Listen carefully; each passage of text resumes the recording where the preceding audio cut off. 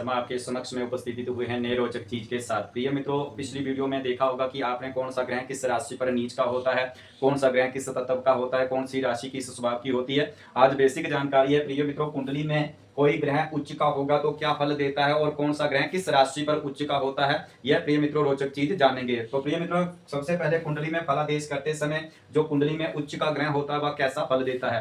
प्रिय मित्रों, उच्च का ग्रह हमेशा अच्छा फल देता है। जिस भी भाव में बैठेगा उस भाव के फल की वृद्धि करेगा। वह अपने कारकत्व को भी बढ़ाएगा और साथ में वह जिस राशि पर उच्च का होगा उस राशि को भी बढ़ाएगा, उस राशि को भी अच्छा बनाएगा और जिस भाव में वह उच्च का ग्रह होगा उस भाव से जुड़ा फल आपके जीवन में अच्छा मिलेगा।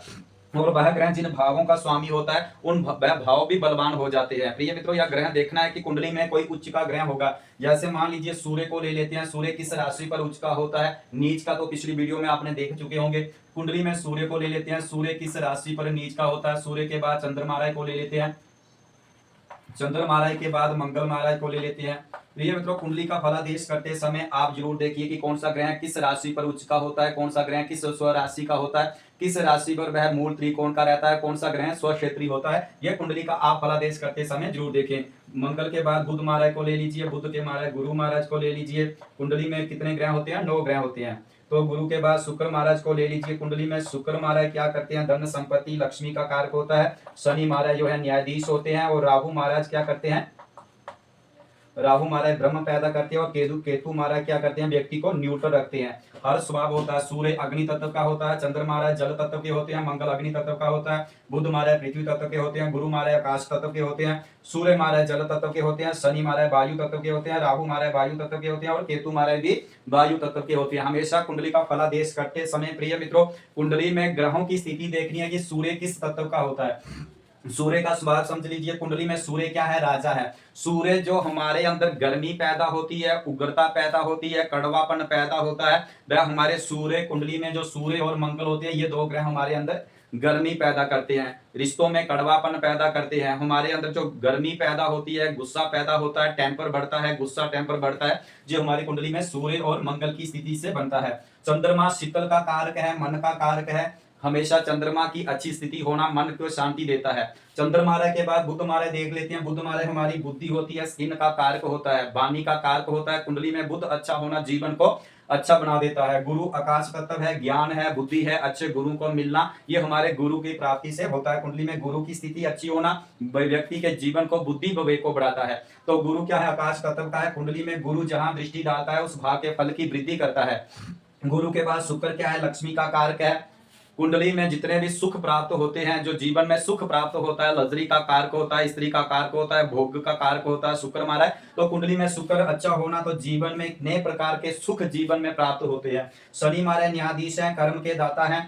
शनि महाराज जिस भाव में बैठते हैं उस भाव के फल को कमजोर करते हैं। जिन जिन भावों पर दृष्टि डालते हैं उन भावों को फल को भी कमजोर करते हैं, निर्बल करते हैं। राहु केतु भी ऐसा ही करते हैं। राहु ब्रह्म पैदा करवाते हैं, शक पैदा करवाते हैं और केतु व्यक्ति को निपटर रखते हैं। तो ये कुंडली के जो ग्रह होते हैं इनका स्वभाव को जानिए। जब आप कुंडली का फलादेश करते हैं तो इन चीजों को देखिए। सूर्य मंगल दो ग्रह किसी भी भाव में बैठना अच्छा नहीं माना जाता है, क्योंकि ये गर्मी के कारक होते हैं, उग्रता के कारक होते हैं। अगर ये सप्तम भाव में बैठते हैं तो सप्तम भाव किसका होता है, जीवन साथी का होता है, पार्टनरशिप का होता है, विवाह का भाव होता है, मैरिड लाइफ का भाव होता है। तो कुंडली में यह सूर्य और मंगल का बैठना हमारी जो मैरिड लाइफ होती है उसमें कुछ ना कुछ जीवन में झगड़ा लगा रहता है, लड़ाई झगड़ा का कारण बनता रहता है। अगर ये सूर्य और मंगल कहीं उग्र तीक्ष्ण नक्षत्र में होंगे तो विवाह में डिवोर्स भी हो सकता है, तलाक भी हो सकता है। यह कुंडली पर निर्भर करता है इनका फलादेश करते समय। बहुत सारे प्रश्न आते हैं कि हमारा तलाक होने वाला है, हमारा डिवोर्स होने वाला है, ये क्या स्थिति हमारी बनी है। तो हमने क्या देखना चाहिए प्रिय मित्रों, कुंडली का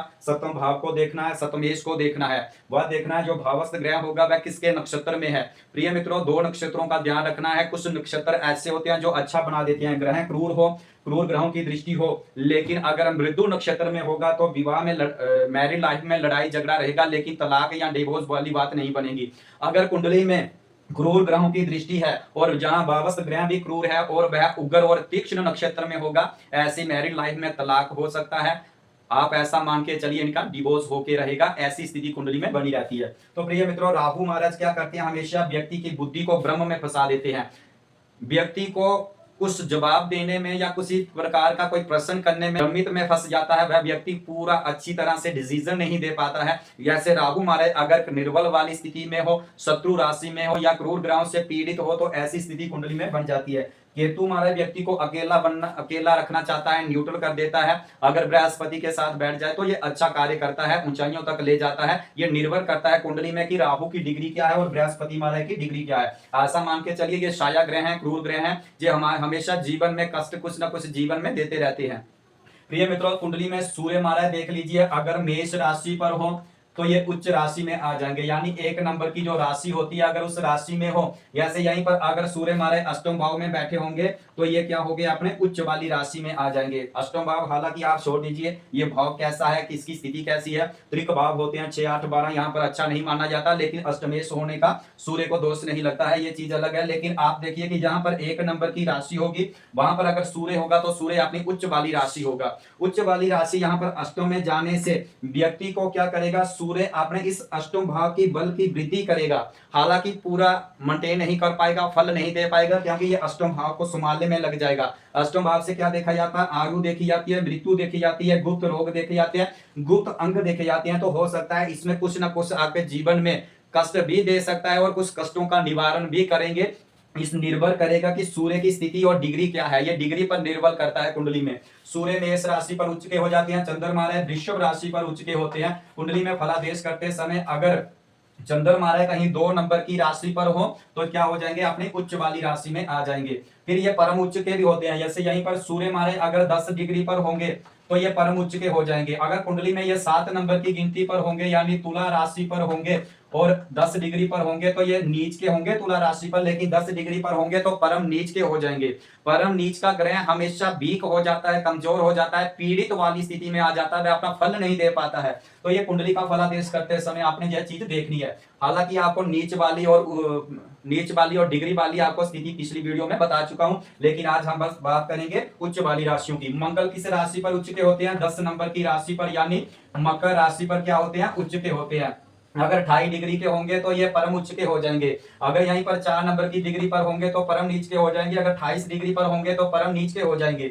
बुध महाराज आप देखिए 6 नंबर की गिनती पर यानी कन्या राशि पर क्या हो जाते हैं, उच्च के हो जाते हैं। और अगर ये 15 डिग्री पर होंगे तो ये परम उच्च के हो जाएंगे। और अगर यह 12 नंबर की राशि पर होंगे तो परम नीच के हो जाएंगे। गुरु महाराज क्या करते हैं, 4 नंबर की राशि यानी कर्क राशि पर क्या होते हैं, उच्च के होते हैं। अगर 10 नंबर की राशि पर होंगे तो परम नीच के हो जाएंगे। शुक्र अगर 12 नंबर की गिनती पर होंगे यानी मीन राशि पर होंगे तो यह उच्च वाली राशि में आ जाएंगे। शनि महाराज अगर 7 नंबर की गिनती पर होंगे, तुला राशि पर होंगे तो ये उच्च के हो जाएंगे। राहु महाराज ऐसा मान के चलिए अगर 3 नंबर की गिनती यानी मिथुन राशि पर होंगे तो ये उच्च के हो जाएंगे। केतु महाराज अगर 9 नंबर की गिनती पर होंगे तो ये धनु राशि पर होंगे तो ये उच्च के हो जाएंगे। तो प्रिय मित्रों, कुंडली में यह चीज आपने देखनी है फलादेश करते समय। अगर सूर्य महाराज मेष राशि पर होंगे यानी 1 नंबर की राशि पर होंगे, 1 नंबर की राशि पर होंगे तो उच्च के होंगे। चंद्र महाराज अगर वृषभ राशि यानी 2 नंबर की राशि पर होंगे तो उच्च के होंगे। मंगल महाराज अगर 10 नंबर की यानी मकर राशि पर, यहीं पर अगर मंगल महाराज बैठ गए तो पंचम भाव में ये उच्च के हो जाएंगे। मंगल महाराज 10 नंबर की गिनती पर उच्च के होते हैं। बुध महाराज 6 नंबर की गिनती यानी कन्या राशि यहाँ पर होगी, वह कन्या राशि पर उच्च के हो जाएंगे। गुरु महाराज अगर 4 नंबर की गिनती यानी कर्क राशि पर होंगे तो उच्च के हो जाएंगे।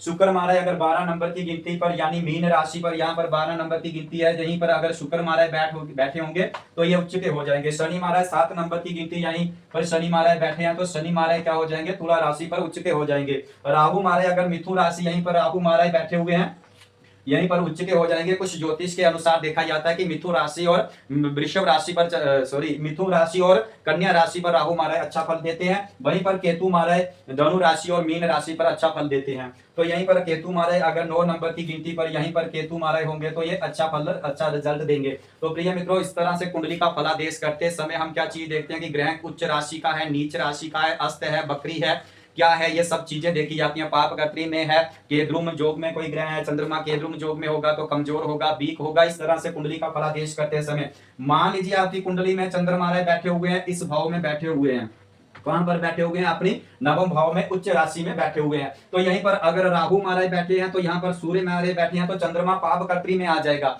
जो उच्च का ग्रह है वह फल नहीं दे पाएगा, उस फल का प्रयोग नहीं कर पाएगा, क्योंकि कोई भी ग्रह जब क्रूर भी ग्रह आगे रहेगा, कोई ग्रह क्रूर पीछे रहेगा तो वह पाप कर्त्री में आ जाएगा। चंद्रमा उस फल का प्रयोग नहीं कर पाएगा। जो उच्च का ग्रह समझकर हम फल रिजल्ट निकाल रहे हैं वह फल आपके जीवन में घटित नहीं होगा। यह चीज होती है कुंडली में फलादेश करते समय आपने देखना है कि ग्रहों की स्थिति कैसी है। प्रिय मित्रों, हमेशा कुंडली का फलादेश करते समय जब हम पैरामीटर पर रखकर किसी भाव को तोलते हैं तो उसी से निर्धारित होता है कि हमारा भाव शुभ है कि अशुभ है। प्रिय मित्रों, ये छोटी छोटी चीजें होती हैं, जब हम इन्हें अप्लाई करके देखते हैं तो उसी से निर्धारित होता है। प्रिय मित्रों, इस वीडियो को लाइक और शेयर जरूर करें। अगली वीडियो हमारी रहेगी कि हमारे नक्षत्र कितने होते हैं। 27 नक्षत्र होते हैं, अभिजीत को छोड़ के 27 नक्षत्र होते हैं। 27 नक्षत्र में कौन से नक्षत्र उग्र होते हैं, कौन से नक्षत्र तीक्ष्ण होते हैं और कौन से नक्षत्र मृदु होते हैं, यह कुंडली का फलादेश करते समय आपने देखना है कि कौन कौन से नक्षत्र इन श्रेणी में आते हैं। 27 नक्षत्र में से शुभ नक्षत्र कौन से होते हैं, अशुभ नक्षत्र कौन से होते हैं। जो अशुभ नक्षत्र है इनका अप्लाई कब करते हैं, कब इनका सिस्टम लगा के देखते हैं। तो प्रिय मित्रों, आप अपनी कुंडली का परामर्श करवाना चाहते हैं, अपने खराब ग्रहों के बारे उपाय के बारे में पूछना चाहते हैं, जब कुंडली में दशा अंतरदशा के बारे में या उनके उपाय के बारे में पूछना चाहते हैं, आप हमारे नंबर पर हमें कॉल करके पूछ सकते हैं या व्हाट्सएप नंबर पर आप मैसेज करके पूछ सकते हैं। तो प्रिय मित्रों, इस वीडियो को लाइक और शेयर जरूर कर दें।